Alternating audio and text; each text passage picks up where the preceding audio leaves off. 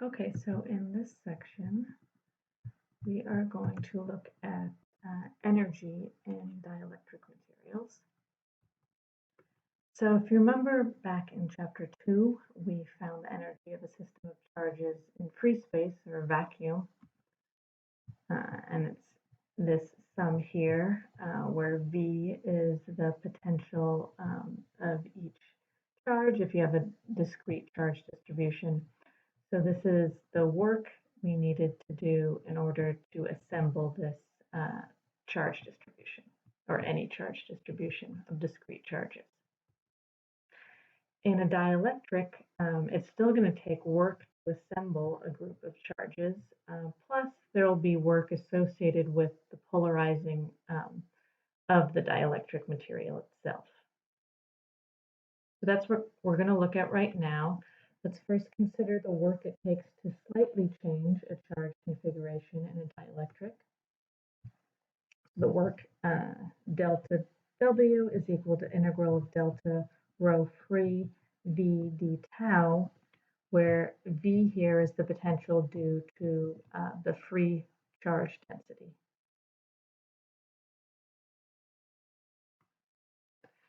So Gauss's law in dielectrics in differential form says that the divergence of the electric displacement D is equal to rho of the free charge. So if we then substitute rho f into the integral, we get the divergence of delta D times V d tau. So now we're going to use a vector identity that we should be a little familiar with by now because we've used it a few times in different example problems where you have the divergence of a scalar times the vector field is equal to a scalar field, divergence of your vector field plus the vector field dotted with the gradient of the scalar field. So here we have the divergence of our vector field.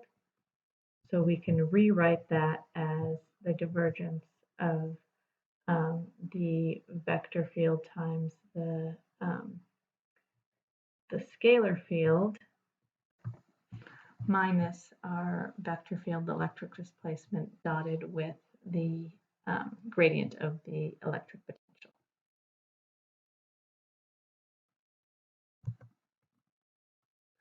And then we're going to substitute the gradient of the electric potential. Remember, it's equal to minus the electric field. So in the second term, we've done that substitution. So get rid of the minus sign there. And then we're going to use the divergence theorem on this first term here. So we have the divergence of a volume integral. And using the divergence theorem, that's going to give, we can turn that into a surface integral of that vector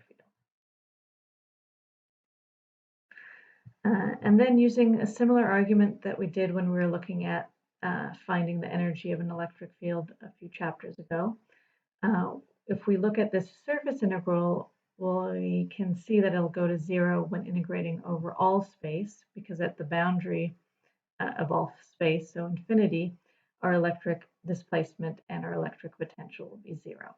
So the first term here goes to 0. So we're left with this second field, delta D dot E, volume integral of that.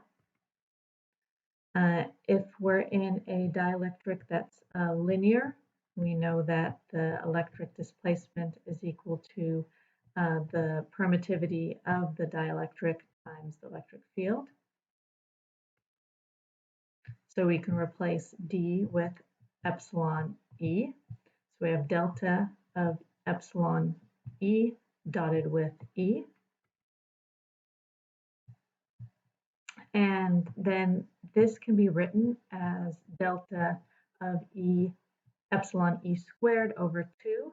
If you want to check that step, you just do the derivative of this E squared, and you'll see you'll get back this, this expression here. E squared is the same as E dot E. And then so I am putting back the D, epsilon E is equal to D.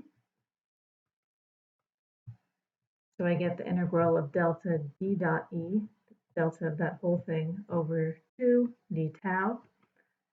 And then if I want the total work, that's going to be D dot E over 2, the volume integral of that. So that's the work it takes to assemble a charge configuration in a dielectric material. So you can see it's similar to what we found in vacuum, but we've replaced E, one of the E's, with D, the electric displacement.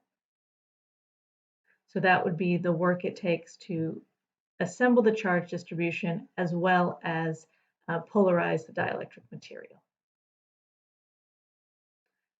So we have an example problem to do that you guys can try out. We want to find the energy in this linear dielectric material of a given electric susceptibility.